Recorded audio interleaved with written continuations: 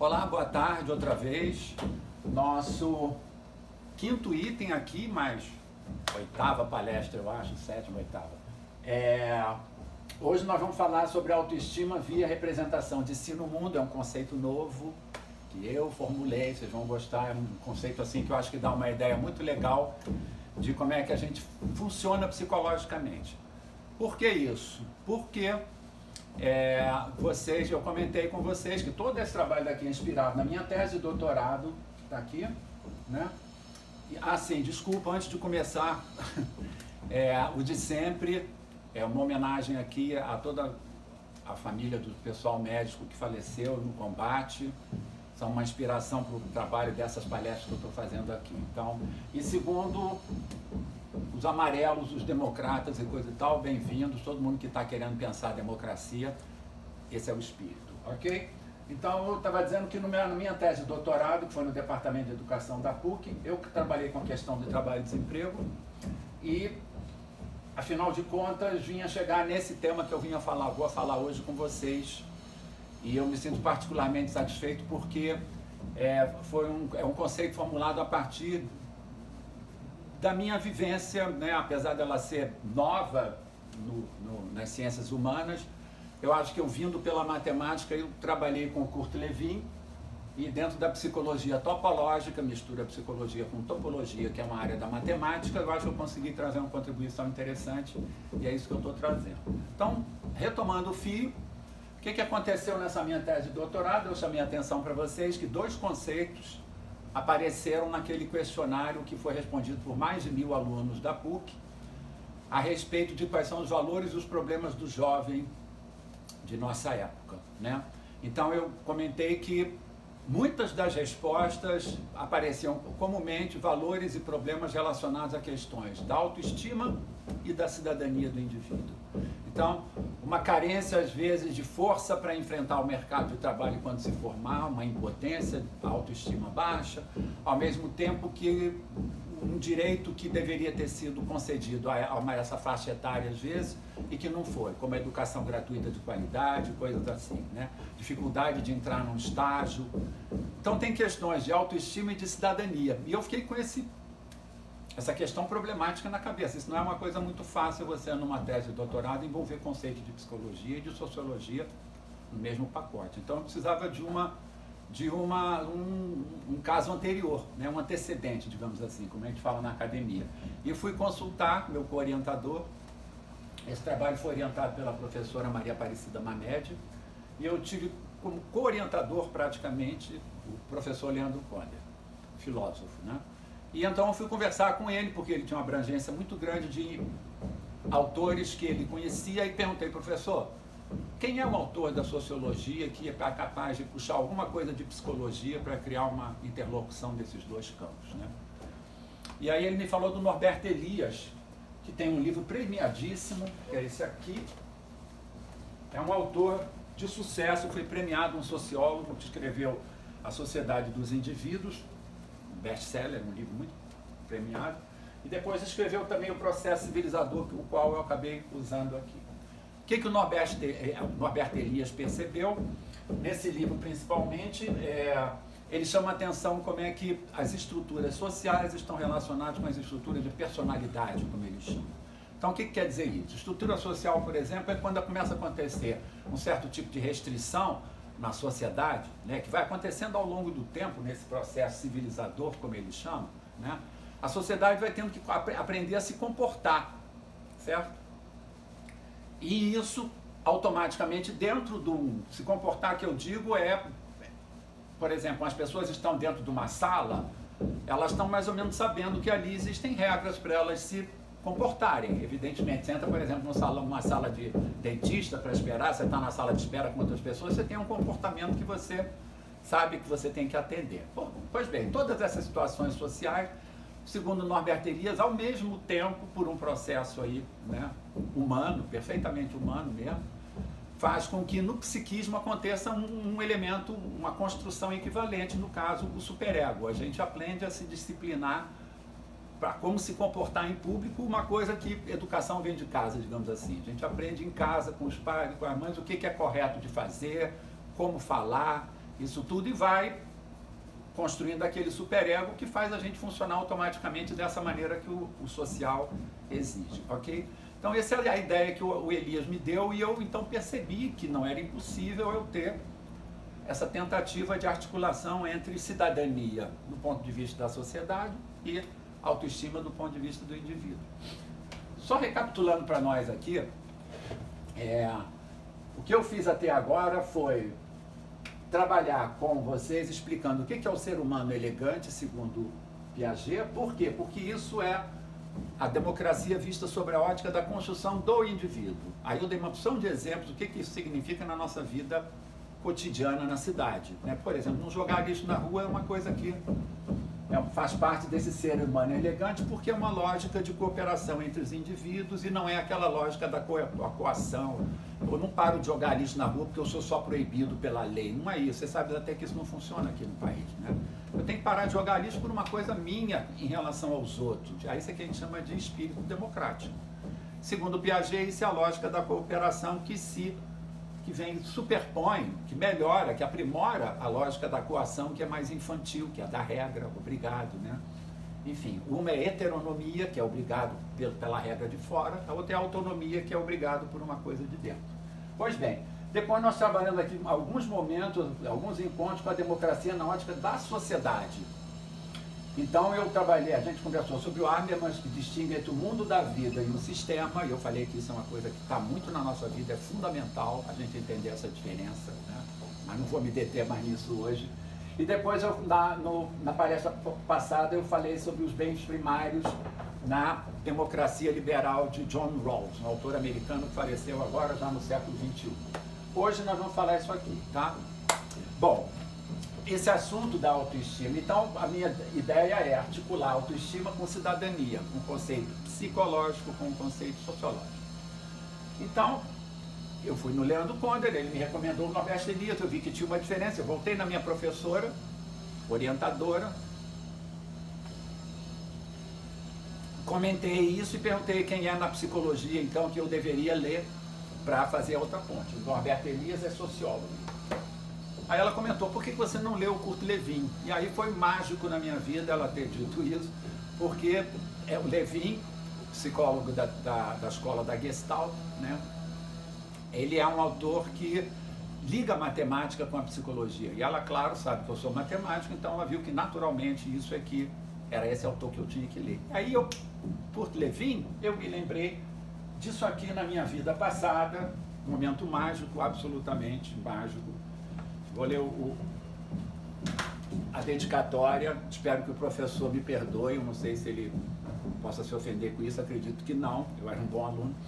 Para o Celso, na expectativa de uma solução, exclamação, para o problema das relações entre a matemática e a psicologia, com um abraço de Luiz Alfredo Garcia Rosa, que era o professor dessa disciplina na PUC, Departamento de Psicologia, foi um grande...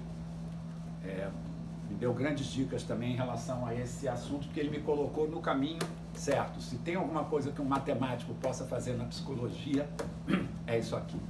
O próprio Lewin, eu próprio ainda não descobri qual era a formação científica dele, mas eu acredito que ele tenha sido biólogo e depois psicólogo. Então, eu faço fé que a biologia dele, a parte científica exata, seja muito boa. E eu fiquei feliz de, quando li o livro, constatar que realmente eu vou como matemático, tentando pegar defeito num cientista de humanas escrevendo de matemática, que é claro que é isso que a gente faz, e não encontrei. Eu acho que ele é muito correto no uso dos termos matemáticos e para mim a coisa está muito bem feita, muito clara.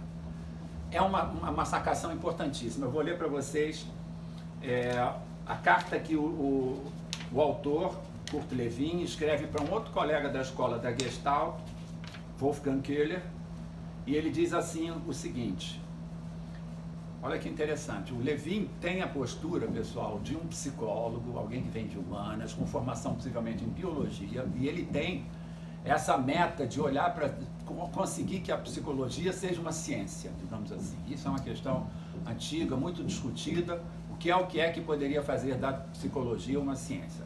Ele não está falando de estatística, não é disso que está se tratando aqui. Ele está falando de você ter um conjunto de conceitos que dominem a psicologia, que sirvam a todas as áreas da psicologia, da psicanálise e tudo, e estejam do lado de fora, seja o aspecto matemático da situação, e não ligado a qualquer outra formulação posterior, né?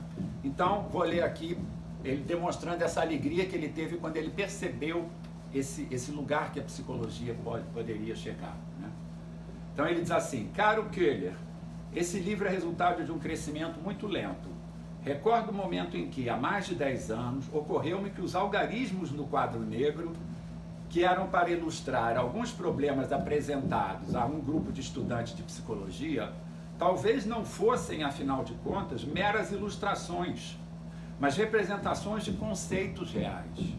Profundamente interessado na teoria da ciência, já em 1912, como estudante, eu defendera a tese, contra a opinião filosófica então plenamente aceita, de que a psicologia, ocupando-se de múltiplos fatos coexistentes, seria finalmente forçada a usar não só o conceito de tempo, mas também o de espaço.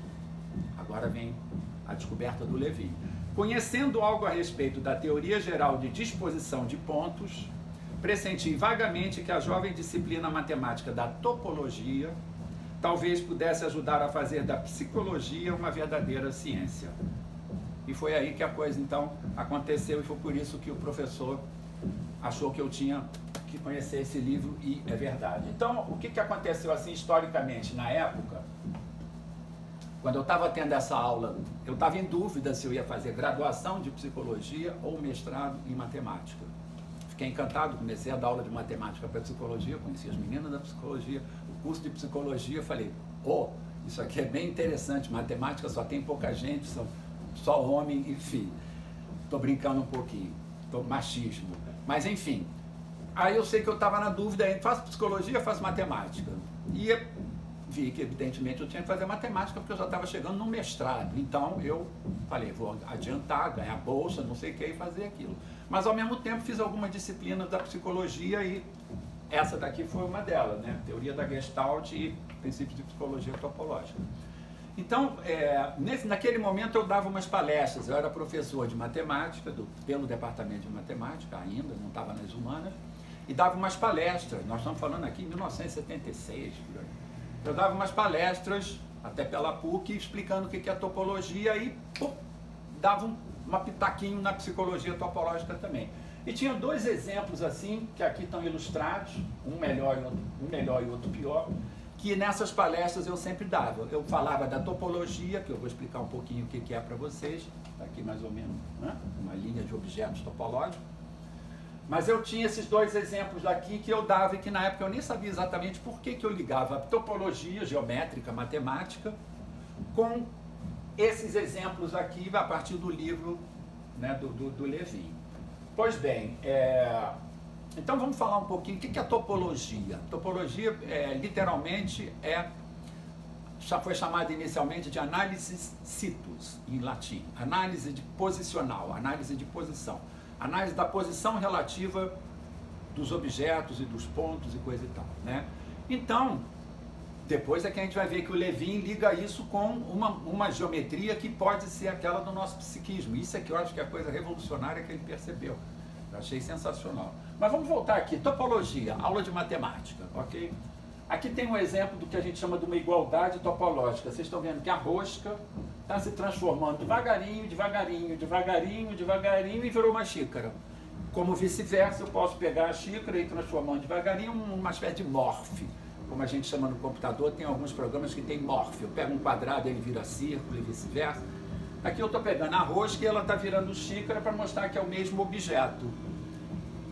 Quais são os limites dessa igualdade topológica? O que pode fazer e o que não pode fazer com o objeto? Não pode rasgar, aí vira um outro objeto topológico. Não pode furar, né? Lelê, faz um favor para mim, pega uma bolinha verde que está ali naquelas prateleirinhas, aquela de borracha. Vocês vejam que aqui eu não fiz nada disso. Eu comecei a apertar uma moça, aqui, ó, apertei uma moça, porque aqui não tem, eu estou afundando, até virar uma xícara. Obrigado. Nunca que uma esfera seria igual topologicamente a isso aqui, porque eu vejo que para eu ter de uma esfera um toro, que é como a gente chama a rosca, eu precisaria furar ela de alguma maneira, porque esse furo daqui tem que aparecer de alguma maneira, e ele não tem aqui, né? Por exemplo, a gente vê que são dois objetos topológicos diferentes, porque ele tem propriedades assim básicas que um tem e o outro não tem. Tipo, aqui eu passo um barbante e penduro na parede. Aqui eu não consigo passar um barbante com tanta segurança, tem que dar a volta, vocês percebem isso, né? Aqui, por exemplo, eu prendo, aqui eu não prendo, tá certo? Então, topologicamente são objetos diferentes. Aí, eu quero que você perceba aqui uma coisa, como é que isso pode ser usado na nossa psicologia aqui, o que é que está acontecendo, né? Eu vou contar uma historinha de quando eu era pequeno, eu adoro contar essas historinhas. Essa daqui eu vi só a registrar e a contabilizar e equacionar, né, como eu gosto de falar em matemática, depois que eu comecei a pensar sobre esse assunto, ou seja, 40, 50 anos depois já. Isso foi um fato que eu vou contar para vocês, que aconteceu na minha infância. Assim que eu me mudei para um prédio aqui perto, em Vila Isabel, eu morava numa casa, fui morar num prédio.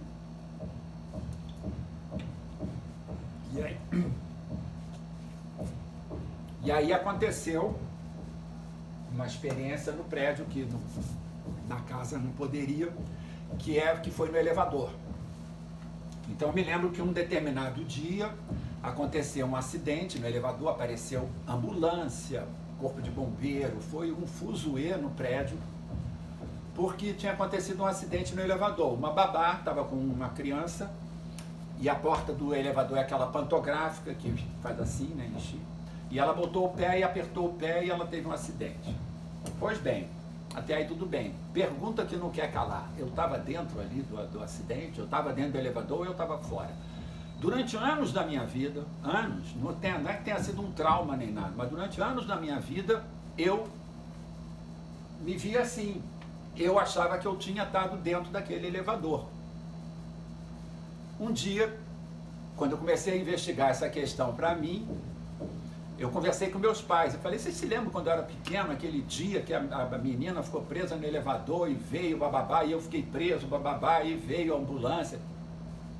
Ninguém lembrava coisa nenhuma, papai e mamãe não lembravam desse acidente.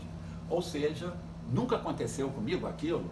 Aconteceu de verdade? Aconteceu, mas eu não estava dentro. Eu fiquei impressionado com a cena dela ter preso o pé, né? E com isso eu contava essa história como se, não é que eu desse dados visuais nem nada, mas eu tinha a impressão que eu tinha estado dentro, senão aquilo dali tem que ter passado em branco. Ou seja, isso é o que aconteceu do lado de fora, e isso é como eu representei, vamos começar a usar essa palavra agora, representação. Essa foi a minha representação durante muito tempo, equivocada então, né?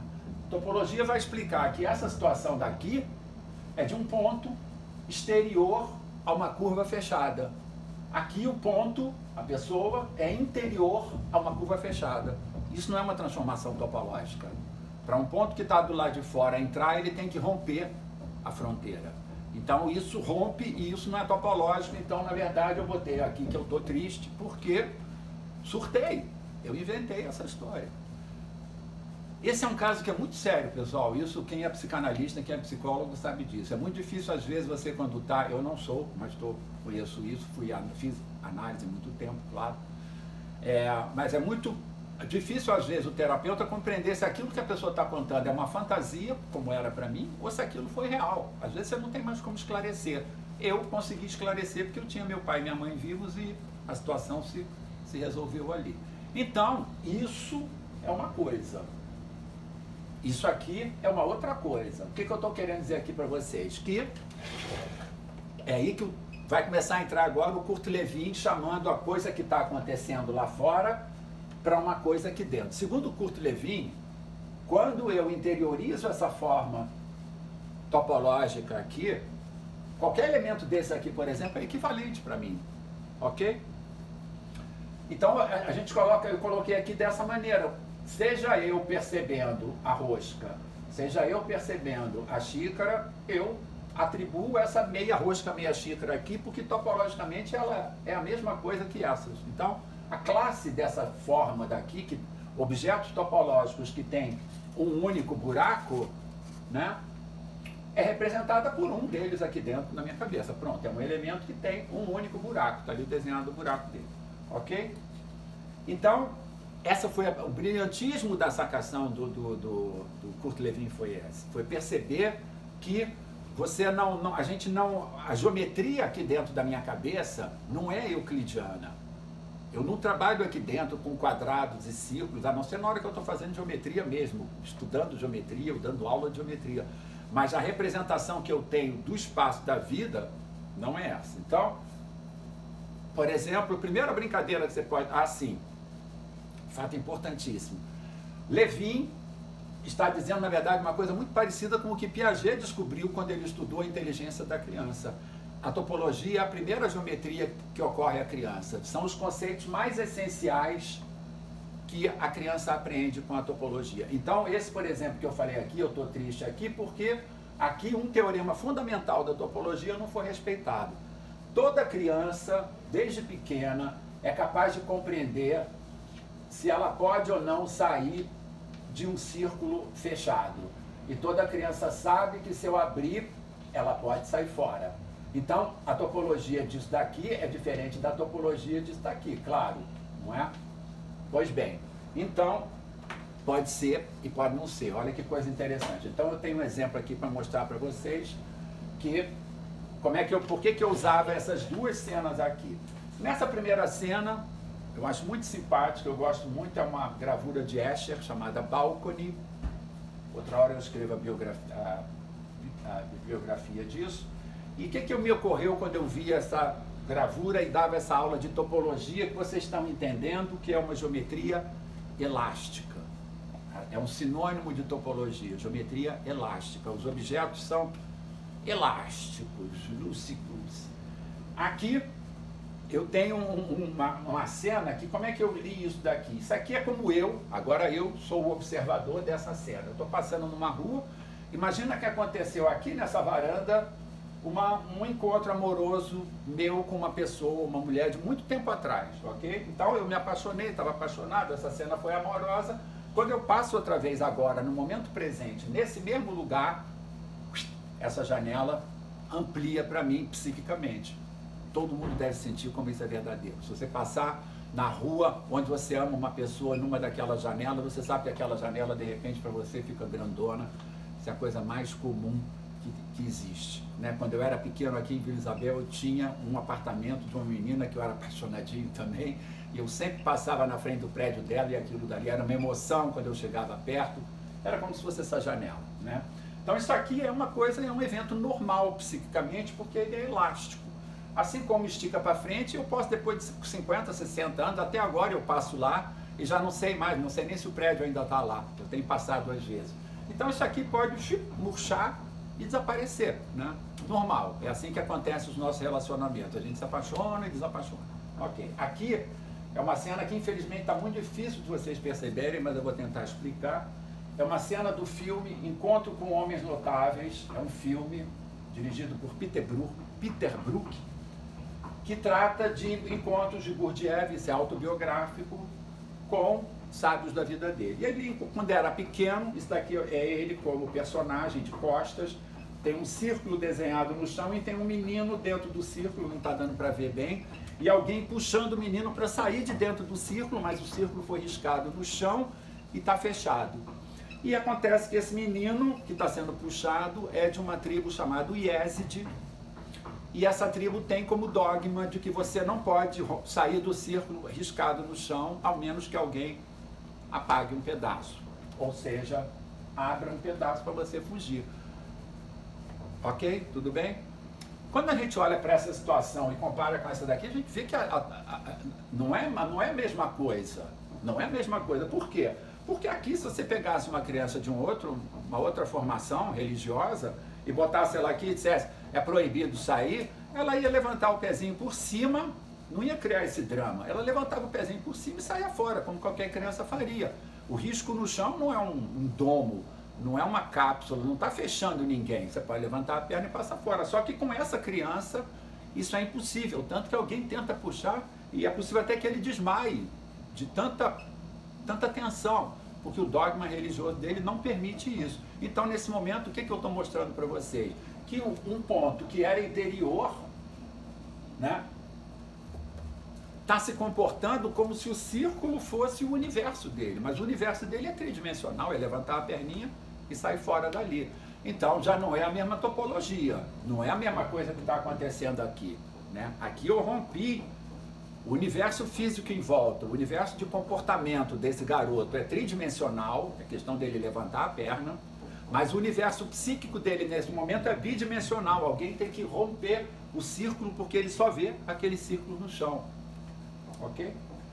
Isso é um exemplo assim, então, dramático de como essas duas situações aqui colocam a gente, eu colocaria entre aspas, normalidade psíquica, anormalidade psíquica ou psicose ou o que for, né, nos padrões ocidentais, no padrão da tribo Yazidi, evidentemente não, né, mas dentro dos padrões nossos, é só um exemplo de que, olha, quantas vezes na vida a gente está nessa situação, né? A gente está às vezes dentro de uma situação e as soluções de comportamento às vezes ficam restritas, porque eu não estou usando todas aquelas possibilidades, né? No caso aqui, tem toda uma altura tridimensional que o garoto poderia usar e ele não está psiquicamente dando conta disso. Então, é uma espécie de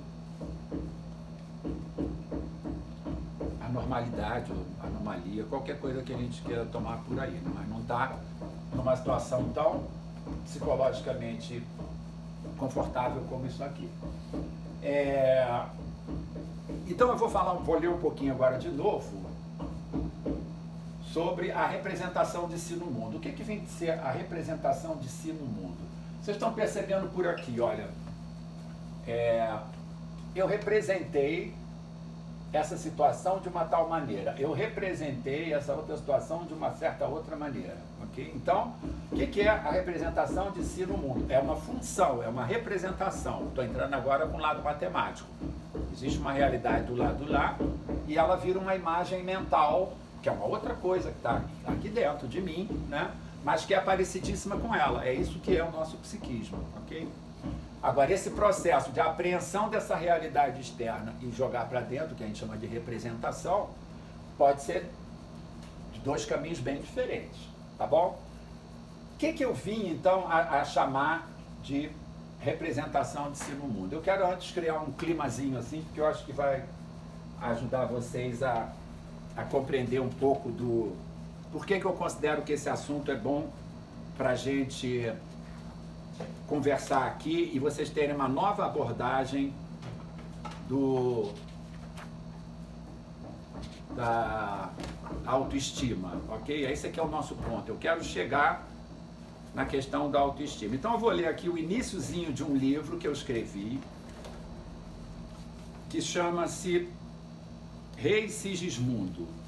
Re vai ser a representação de si no mundo, Sigismundo é o si no mundo, tá bom? Então, o livro chama-se isso aqui, Rei Sigismundo, as escolhas e a tragédia do ser humano segundo a psicologia topológica.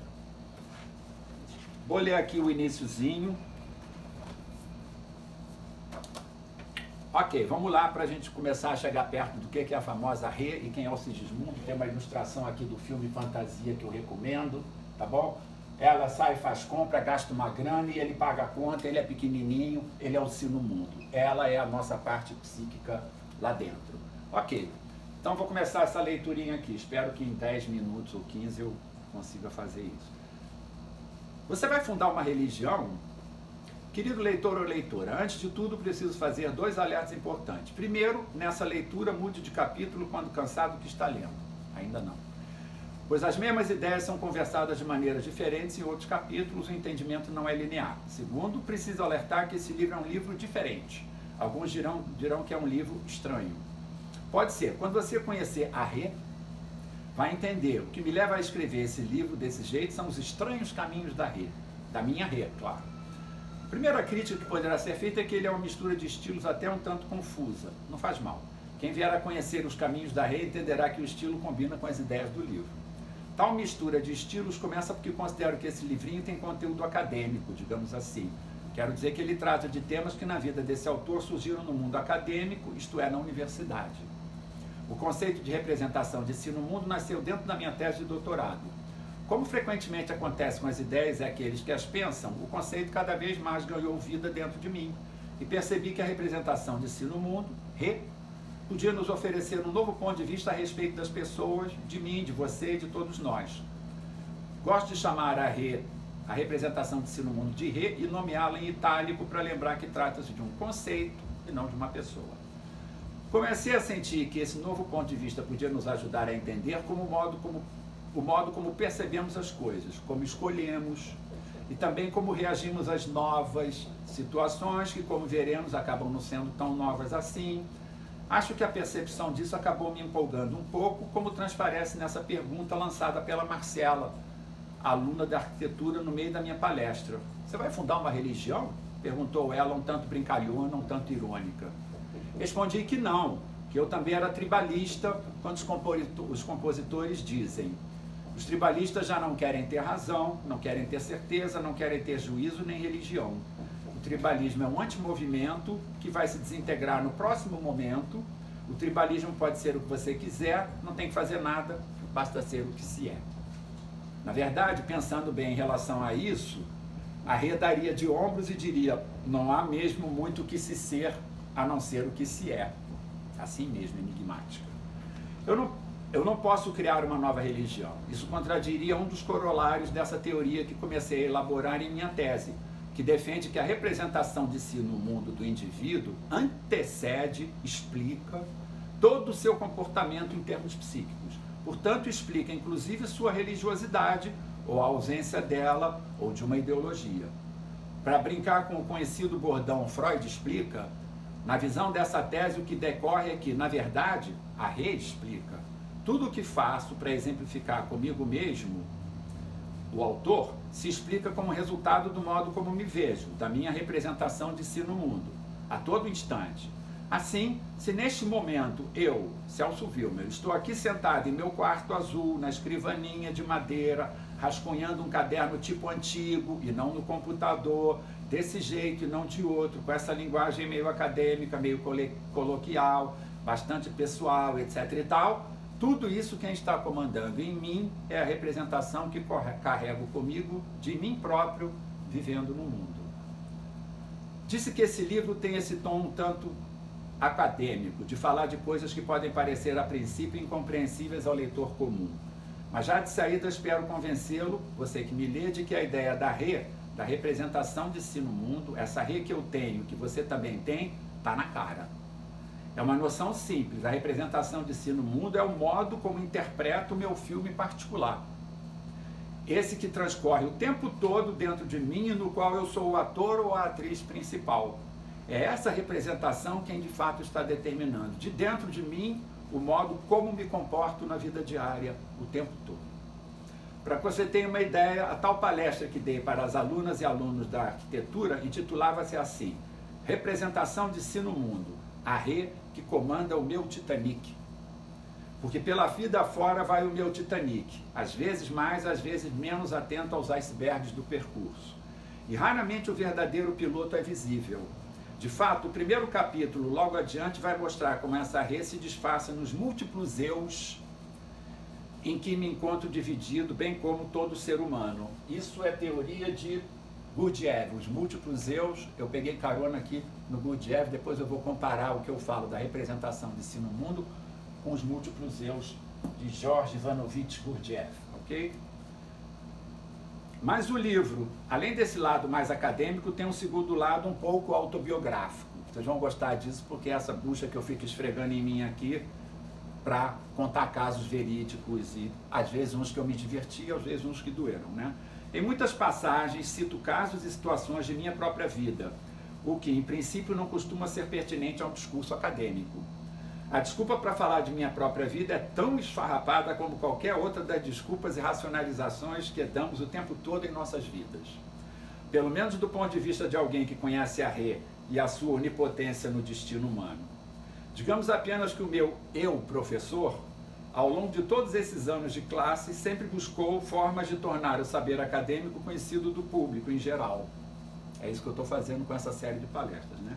Desse modo, os comentários autobiográficos são um modo que vi de aproximar do cotidiano essa teoria sobre o nosso universo psíquico, pensado em termos do acúmulo de percepções e sensações ao longo da história da pessoa.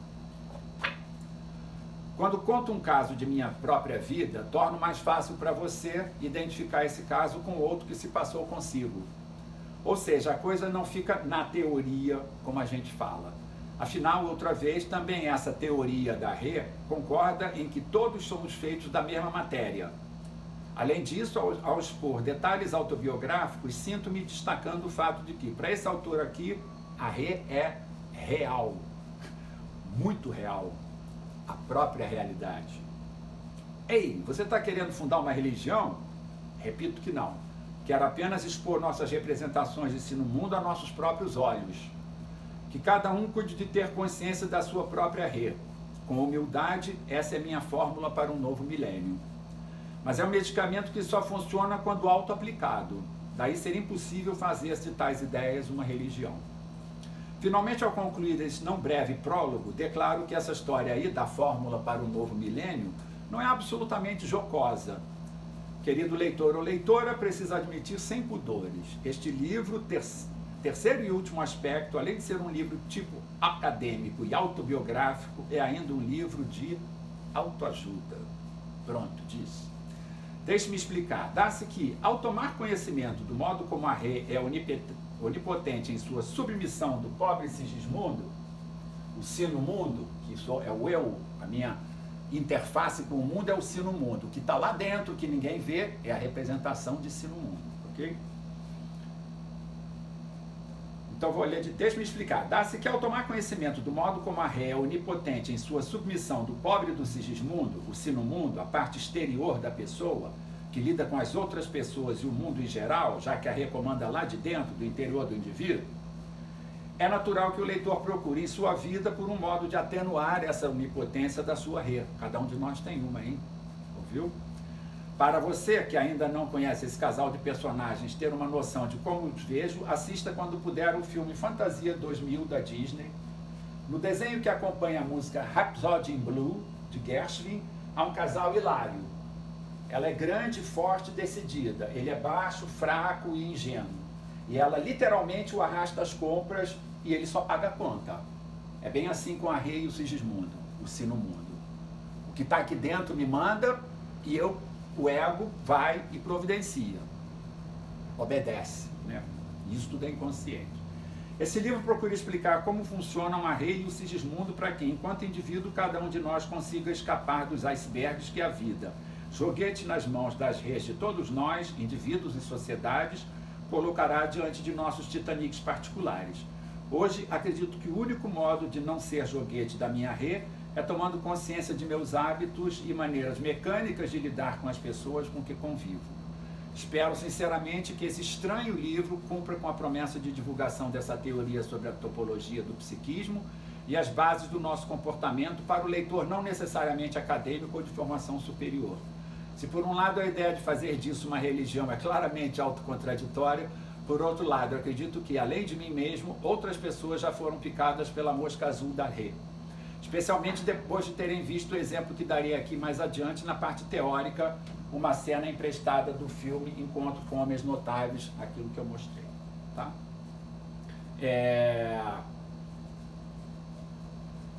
Assim é que outro dia, antes da hora de apresentar essa teoria em um congresso, encontrei no corredor com uma moça que já havia assistido a outra apresentação que eu tinha feito a respeito disso, que me confessou, entre contida e entusiasmada: minha vida agora se divide em antes e depois da tua palestra. Eu ri, pois comigo também um dia caiu a ficha de como a Rê é a base de tudo. Quem assistiu o filme Quem Somos Nós pode entendê-lo como dizendo a mesma coisa sobre nossos hábitos e respostas automáticas, mas no campo da bioquímica. Aqui se trata de psicologia topológica, uma outra visão científica, tá bom? Estou chegando aqui no finalzinho. O que eu ia... Ah, sim.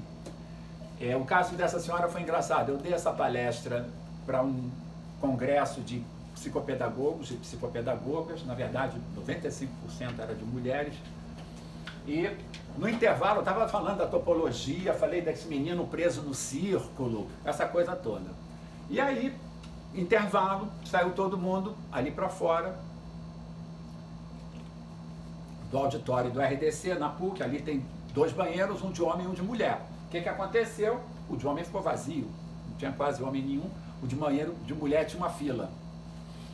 Quando comecei a palestra na segunda parte, algumas levantaram o braço e disseram assim, olha, sua palestra da primeira parte foi fundamental. A gente viu o banheiro de homem vazio, entrou lá e usou direto. Achei muito gozado o negócio, né? Saíram do círculo preso ali do banheiro feminino e pularam para o banheiro masculino. Então, foi útil a minha palestra sobre a representação de si no mundo. Como eu falei para vocês no início, esse assunto para mim eu gosto muito, até porque eu vim a entrar com esses 3 conceitos aqui e vou continuar ainda falando um pouco da próxima vez, não vou correr o barco dessa hora. Primeiro porque eu quero dar alguns exemplos de transformação topológica, passar alguns problemas para a gente rapidamente entender o que é isso e entender por que o psiquismo funciona dessa maneira elástica, né? Tá bom? E quero falar também de uma criazinha última, que está muito mal ainda alimentada, que eu chamo de psicologia gravitacional. Uma consequência, algo além da psicologia topológica que eu trabalhei com o Kurt Lewin. Na verdade, é um pitaco meu, uma analogia quase, com a teoria gravitacional das massas e coisa assim. Eu vou dizer que o psiquismo é um cosmos e tem uma psicologia gravitacional também. Um prazer a tua presença aqui comigo, apesar de eu não estar vendo o teu rosto. Espero que você esteja aqui na próxima, tá bom? Tchau, tchau.